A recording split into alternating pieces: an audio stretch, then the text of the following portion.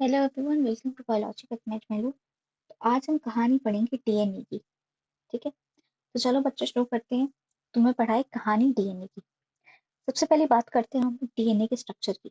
अब आप लोग यहाँ पे देख रहे हो कि यहाँ पे दो एक दूसरे के इर्द गिर्द एक सांप सीढ़ी बनी हुई है। ये सांप सीढ़ी क्या है? एक डबल स्ट्रैंडेड स्ट्रक्चर है। ठीक है, यानी कि इसके दो कॉइल्स है। और ये डबल स्ट्रैंडेड स्ट्रक्चर क्या है? एक पॉलीन्यूक्लियोटाइड है। इसी डबल स्ट्रैंडेड पॉलीन्यूक्लियोटाइड को हम लोग डीएनए बोलते हैं, जो कि एक डबल हेलिकल स्ट्रक्चर होता है, जिसकी दोनों कॉइल्स, एक ये कॉइल और एक ये कॉइल, एंटी पैरेलल डायरेक्शन में एक दूसरे के साथ बंधी हुई है। एंटी पैरेलल का मतलब क्या है कि एक की डायरेक्शन अगर 5 प्राइम टू 3 प्राइम है, तो दूसरे की क्या होगी? उसकी उल्टी, यानी कि 3 प्राइम टू 5 प्राइम। अब बच्चा, इसकी जो एक टर्न होती है, यानी कि इससे लेके जो ये वाली एक टर्न है, ये जैसे मैंने यहाँ पे एक बनाई है ना, इस एक टर्न को हम लोग वन पिच बोलते हैं बायोलॉजिकल लैंग्वेज में।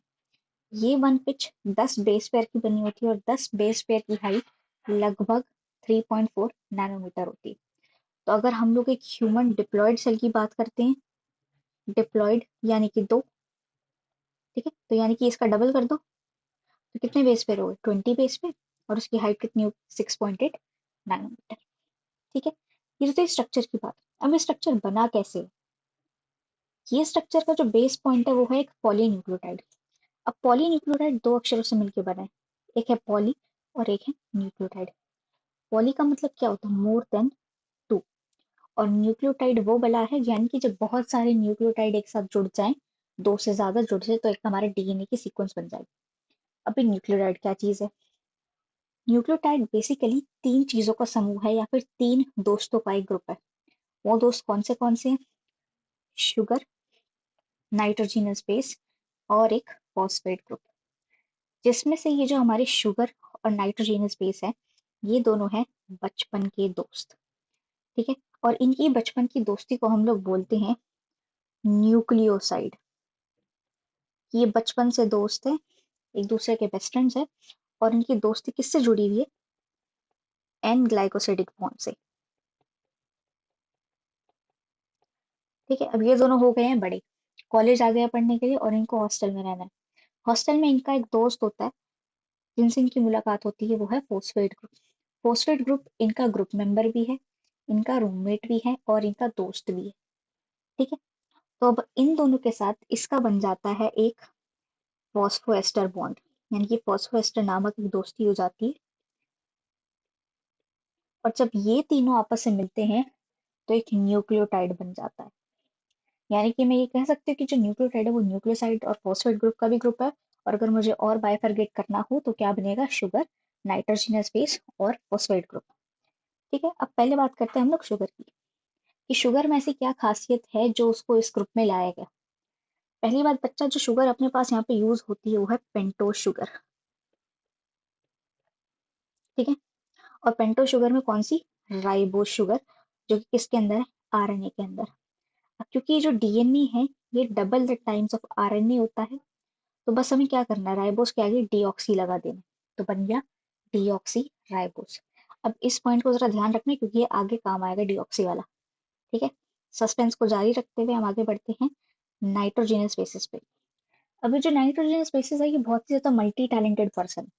मल्टी टैलेंटेड क्यों? क्योंकि ये दो टाइप्स का होता है, और दो के भी अलग अलग टाइप्स है।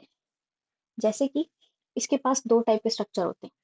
एक होता है ये वाला डबल रिंग स्ट्रक्चर, और एक ये वाला सिंगल रिंग स्ट्रक्चर। ये जो डबल रिंग वाला है, इसको हम लोग प्यूरिन बोलते हैं, और जो सिंगल रिंग वाला है, इसको हम लोग पिरामिडीन बोलते हैं। ठीक है, जो प्यूरिन होते हैं, इसके दो टाइप्स होते हैं, यानी कि और भी इसके टाइप्स है, वो है एडेनाइन और गुआनाइन। अगर इनको याद रखना है और अगर कंफ्यूजन हो रही है कैसे, तो बेटा पूरी प्यूरिन में एक वर्ड छुपा है, पूरी। ठीक है, आलू गोभी और पूरी का जो मिक्सचर है वो क्या है? Purine, adenine and guanine. और अगर इंग्लिश में याद रखना है तो प्योर एज गोल्ड। ठीक, अब बात करते हैं pyrimidine. Pyrimidine single ring structure है, लेकिन इसमें एक वर्ड छुपा है ना, पिरामिड। पिरामिड के कितने कोने होते हैं? तीन कोने मान के चलते हैं हम लोग पिरामिड। तीन ट्रायंगल जब बनते हैं एक साथ, तो इसके भी तीन चेहरे हैं। तीन चेहरे में से पहला चेहरा है साइटोसिन, जो कि आरएनए और डीएनए दोनों में होता है। और जो बाकी दोनों चेहरे हैं, उनमें से एक डीएनए में मिलेगा और एक आरएनए में मिलेगा। और ये दो महान हस्ती हैं, थायमीन जो कि डीएनए में है और यूरासिल यानी कि जो आरएनए में है। यानी कि अगर डीएनए है तो वहां पे थायमीन प्रेजेंट होगा, बट अगर आरएनए है तो उसकी जगह पे हमें यूरासिल मिलेगा। ठीक है। अब इन दोनों की भी दोस्ती होती है, इसके थ्रू, हाइड्रोजन बॉन्ड के थ्रू। हाइड्रोजन बॉन्ड का इतना रोल होता है कि किसी भी एक पिरामिडीन को प्यूरिन्स के साथ दोस्ती करानी है। ठीक है।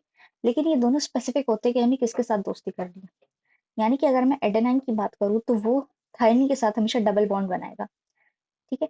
अगर वो डीएनए में है तो थायमीन होगा, और जाहिर सी बात अगर आरएनए में है तो उसकी जगह यूरासिल होगा। वही साइटोसिन और गुआनिन एक दूसरे के साथ ट्रिपल बॉन्ड बनाते हैं। अब इसमें एक चीज याद रखने वाली ये है, जो एडेनिन और थायमीन का बॉन्ड है ये वीकर होता है as compared to cytosine and guanine. इस पॉइंट को भी याद रखना, बिकॉज ये आगे नेक्स्ट क्वेश्चन में आपके काम आएगा। ठीक है। अब बढ़ते हैं हम लोग शुगर और नाइट्रोजीनस बेस के उनकी बचपन के याराने पे। इनका जो बचपन का याराना है उसको हम लोग क्या बोलते हैं, एक न्यूक्लियोसाइड। ठीक है। अब कौन से नाइट्रोजीनस बेस के साथ शुगर जुड़ा हुआ है उससे अलग अलग टाइप के न्यूक्लियोसाइड बनते हैं, जो आरएनए और डीएनए के टर्म्स में अलग अलग होते हैं। कैसे? अगर एडेनाइन है तो आरएनए में उसको बोलेंगे हम एडेनोसाइन, और क्योंकि डीएनए आरएनए का क्या है, डबल वर्जन, तो उसके आगे हमें क्या लगा देना है, डीऑक्सी। तो जहां एडेनोसाइन है तो वो हो जाएगा डीऑक्सी एडेनोसाइन। उसी तरीके से ग्वानिन है तो गायनोसाइन, और डीएनए में डीऑक्सी गायनोसाइन। साइटोसिन है तो आरएनए में साइटिडीन और डीएनए में डीऑक्सीसाइटिडीन। अब क्योंकि थायमीन और यूरासिल ये बंदे सिंगल बेचारे हैं, तो जो डीएनए में है वो तो ऑलरेडी डबल वर्जन है, डीऑक्सीथाइमिडीन, और आरएनए वाला यूरेडिन। ठीक है। अब बढ़ते हैं हमारे डीएनए रेप्लिकेशन के प्रोसेस पे। डीएनए रेप्लिकेशन वो प्रोसेस है जिसमें जो एक हमारा पेरेंट डीएनए उसकी दो न्यू डॉटर डीएनए बन जाएंगे, जो कि एक दूसरे से आइडेंटिकल होंगे। ठीक है। इसमें काफी सारे एंजाइम्स हमारे लगते हैं, और एंजाइम्स की में लगने के बाद एक बहुत ही लंबा प्रोसीजर होता है। ठीक है। ये वाला जो मेथड होता है हमारा डीएनए रेप्लिकेशन का, ये एक सेमी कंजर्वेटिव मेथड होता है। सेमी कंजर्वेटिव मेथड क्यों? क्योंकि अगर ये एक डीएनए है, जब इसके दोनों स्ट्रैंड एक दूसरे से अलग अलग होंगे तो ये दोनों पेरेंटल स्ट्रैंड है, और जो नए इनके साथ एक नया जो डीएनए बनेगा वो इनके साथ जुड़ जाएगा। इससे क्या हुआ, जो पेरेंटल डीएनए है और जो पेरेंटल जीन है वो क्या है, एक आधा ही कंजर्व हुआ है। और सेमी का मतलब क्या होता है, आधा। तो यानी कि वो मेथड जिसके अंदर जो पेरेंटल डीएनए है वो एक हाफ कंजर्वेशन के थ्रू कंजर्व हो रहा है, वो सेमी कंजर्वेटिव मेथड। अब पूछोगे ये सेमी कंजर्वेटिव मेथड बताया किसने कि ये सेमी कंजर्वेटिव है? जब डॉटसन एंड क्रिक ने डीएनए का डबल हेलिक्स मॉडल प्रपोज किया था तो उन्होंने ये बोला था कि सेमी कंजर्वेटिव मेथड है, बट वो प्रूव्ड नहीं था कि वो सेमी कंजर्वेटिव मेथड है। तो वॉटसन क्रिक ने बताया कि एक सेमी कंजर्वेटिव मेथड है, बट इसको साइंटिफिकली प्रूव किसने किया, मिचेल्सन एंड स्टाल ने। ठीक है। ये पॉइंट याद रखना कि सिर्फ ये मत लिख के आना कि वॉटसन क्रिक ने प्रपोज किया।